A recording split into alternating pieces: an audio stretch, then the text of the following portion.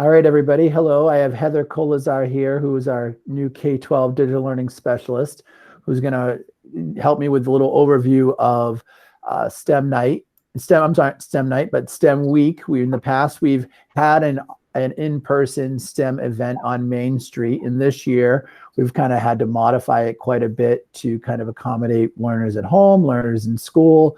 I hope you've received my emails about some of the activities. I wanted to take a chance and share the site, share the family quiz, which is on here, also showcase some of the prizes for the family quiz that I encourage everybody to fill out and complete. But when you go to the STEM Week website, this is what you'll find. You'll see this little rotating graphic here. And as you scroll down, you'll see a list of links that kind of go over the course of the week that take you to the different pages of activities and different items. So Monday, I sent home an overview of the STEM Week for parents through the Clever portal, where we also opened up our Clever Family Portal grades K through 8. That's an option to access Clever directly as a parent. And also, I included the link to this website and also to other resources on this page, like the video that kind of provides an overview. So here I've posted the STEM family quiz.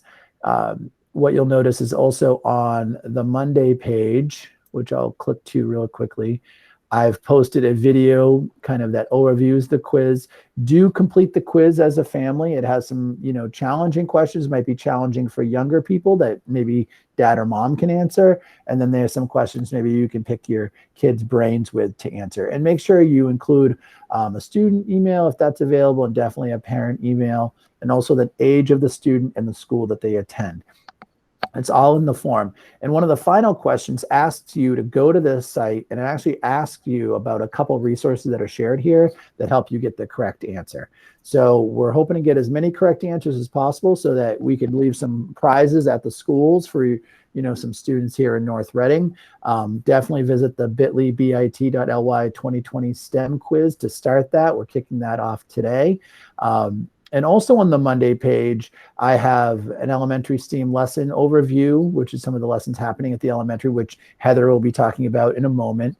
I have some resources from the high school, Thomas Ledoux, who's made a Pivot Interactives video, a share from the Library Media Center of both the Flint Memorial Library and the North Reading Public High School Library. Also Jeff Lane, who teaches high school teaches robotics in the high school, shared how he's teaching robotics in a hybrid method. And just before I go to Heather to talk about some of the specialists, I just want people to notice on Tuesday, I have the post from EverFi and the Merrimack College program on STEM. I have an elementary STEM chalk activity that students can try. We also have a presentation from the middle school robotics program, and also an EverFi digital curriculum.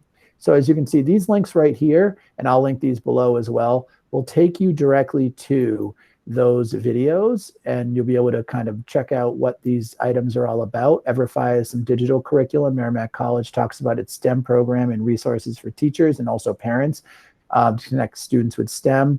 And we have a share from our middle school robotics class from Miss Susan Sussman, how you teach robotics remotely, how she's doing it in grade 6, 7, and 8. Now on Wednesday, you'll see there's a schedule for Mass STEM Week.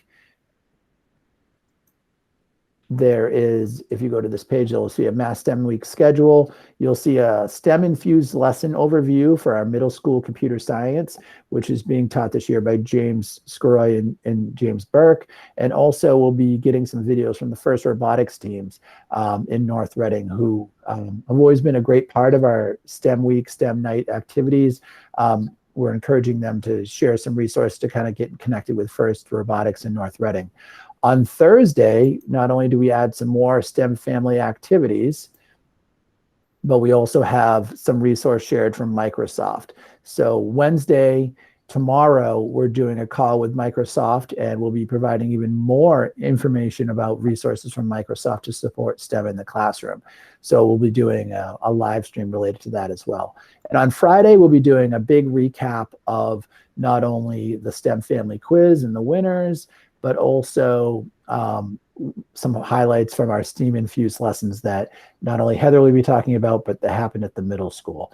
And also resources related to STEM to kind of close the week. So I'm going to go back to the home page. I'm going to let Heather take over and stop presenting and let her talk a little bit about the work we've done in the elementary school with the STEM and STEAM lessons. Okay, great. Thanks, Dan.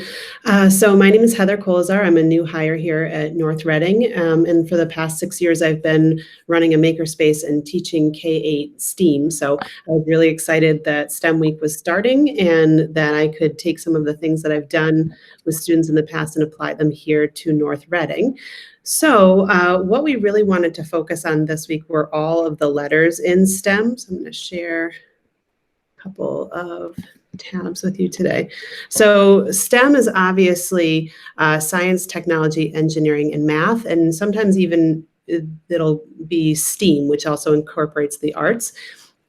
And what we wanted to do this week is kind of touch on each of those letters and especially apply the engineering design process. So all of the lessons start off with talking about a topic. They do a little bit of research. Students are imagining and planning their solution on paper, or they're writing it out in a Google slide deck.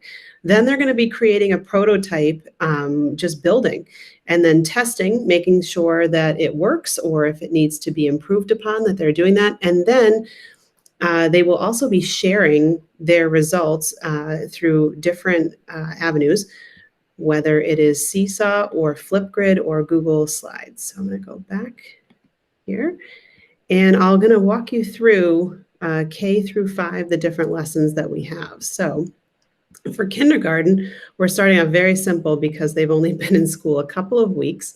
So we wanted them just to have a very simple build and rebuild design. So this is what they're seeing in Seesaw. It's called Iggy Peck Architect STEM Week. So they're reading a story about a student named Iggy Peck who always loved to build things in class, and his teachers discouraged him and eventually became an architect. So they are taking 25 Legos, working on their math counting, building a design with those Legos, taking a photo of it using that technology in Seesaw. Then they are taking it apart and redesigning something else. So knowing that materials can be used for more than one way and improving on their design or rebuilding. So we're touching on all of those concepts right there. For first grade, some of them are doing it in Seesaw and some of them are doing it in Google Classroom. So this is what the Seesaw, it's the same activity, just looks different in Seesaw or Google Classroom. So we have, you're designing a boat to float. So we're looking at the science concepts of floating and sinking. They are planning their design. First, they are reading a book about boats. Then they're designing their boat. And some of the materials we suggested were aluminum foil, Legos, cardboard, and duct tape. And then they're also going to be using some weights to see how many weights their boat can hold before it sinks. So they're designing it, testing it, does it float? If it doesn't float, they're making improvements. And then once it is floating, how many different weights or pennies can they add to their boat before it floats? So they're going to record their response and upload a photo of their boat using that technology again, and counting with the math and coins for math. So that is the kindergarten and first grade lessons. Now we'll move on to second and third. Let's go over here and present those.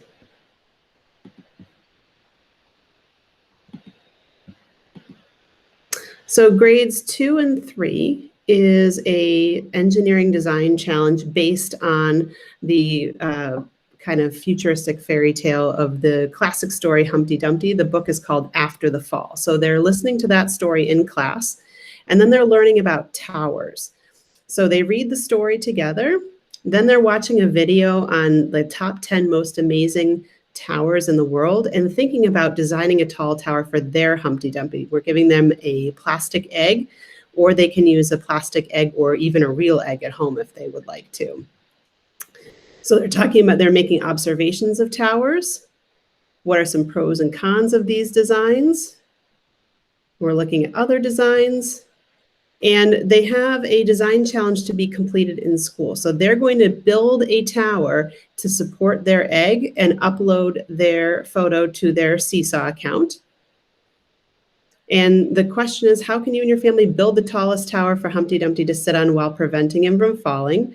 We're hoping that you use some materials that are right inside your house. Here are some materials that I've used in the past, but you could also use Legos. I've seen people using some Jenga blocks, all different kinds of things. We're trying to keep it so that you're using the smallest amount of tape. So we're working on the building of the structure.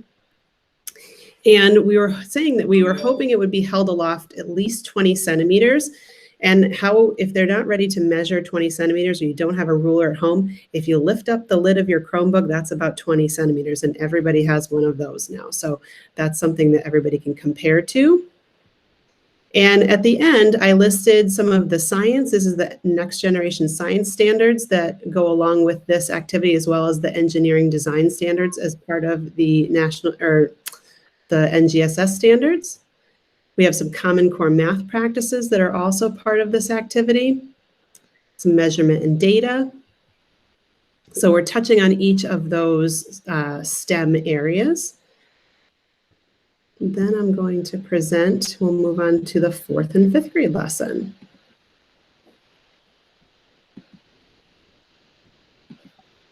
Which is the one that I've been teaching. I teach 5th grade over at the Batch School. We are working on Rube Goldberg machines. So a lot of the students were not familiar with who Rube Goldberg was, but they did know about chain reactions. So the first thing we did today is we learned about Rube Goldberg by watching a video on him, a biography video. And so they talked about what they found interesting about him. And then we just talked about this image and what are they noticing? And it was really just a complex way to be delivering things. And that's kind of how Rube Goldberg designed his machines. They were very complex things to do simple tasks. Then we watched a variety of different Rube Goldberg machines. This one is a really great one by OK Go, which is a band. They also watched 3 student or child-built Rube Goldberg machines, and they wrote some pros and cons about each one. These were all Rube Goldberg machines that were built at home with materials that they could find around their house. So we talked about the materials that they could use and how failure is a huge part of this process. Then they watched a Wallace and Gromit little classic video claymation about that Rube Goldberg machine that they were creating. And now we're at home. Between now and the end of next week, I'm challenging them to build their own Rube Goldberg machine to accomplish some sort of task. I gave them some ideas of what they might want to do, and then they're doing their planning here on this page. And then they're going to be sharing their Rube Goldberg design machines either on Seesaw or Flipgrid, depending on what the school is using. So just a couple, I'll show you a couple of the things that have been happening so far. We just started this yesterday, so we haven't had too many Rube Goldberg machines built yet, but the kids' responses so far, we watched the OK Go one, and I had them just share some of the favorite parts, and you'll see, look at all of the different things that the kids are commenting on. They really liked all of the different parts of this video, and they were excited to share what they most liked about it. And that was built into their assignment. And then we have 2 very brave kiddos from the Hood School who built egg towers for their Humpty Dumpty egg. And I'm going to share just a couple of those from, we have Grayson right here and Henry from the Hood School. Grayson supported a real egg using Legos, and Henry built his out of it looked like Jenga blocks and supported a plastic egg. So both of them just used some materials that they had lying around their house.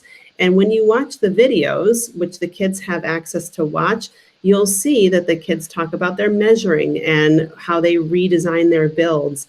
And it's really interesting to watch and see how these little engineers are starting off already. So that's kind of what's happening at the elementary school. So far, the kids are super excited about it. They're excited about doing something hands-on and not on a screen for a little bit, which I was really wanting to get away from with all of this remote instruction, to have them do something hands-on and with their families at home with just supplies that they had around their house.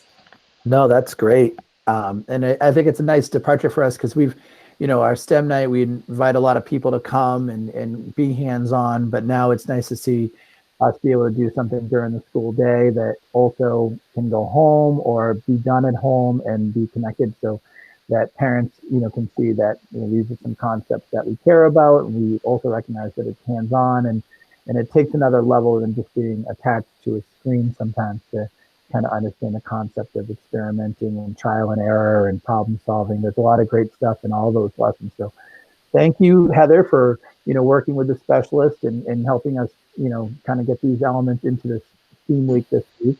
If I can set him for 1 second, the specialist also created beautiful videos on each topic. So you can go and see the digital learning specialist at Batch, at Hood, and at the little school, and their description of the devices. And if your child is really interested in some of these STEM concepts, they are welcome to complete any of the challenges that are on the website. This is a reminder that cap and gown measurements for seniors will take place today during.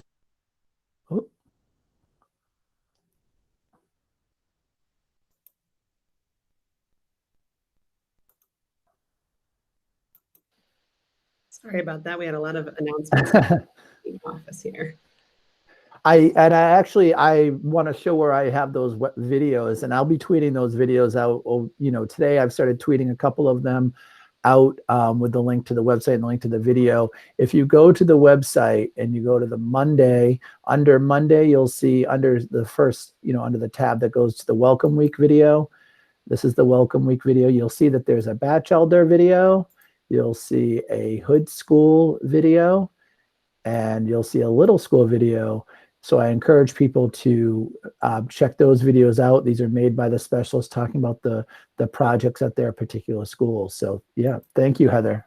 Yep, it was a great team effort for all of us to come together on these lessons, and it's nice for the whole district to be doing the same things and seeing each other's results. So, no, thank you, and everybody look forward. I'll be doing some sharing of Thomas Ladue with its Pivot Interactives. The library media is out there to view. Jeff Lane's high school videos out there to view.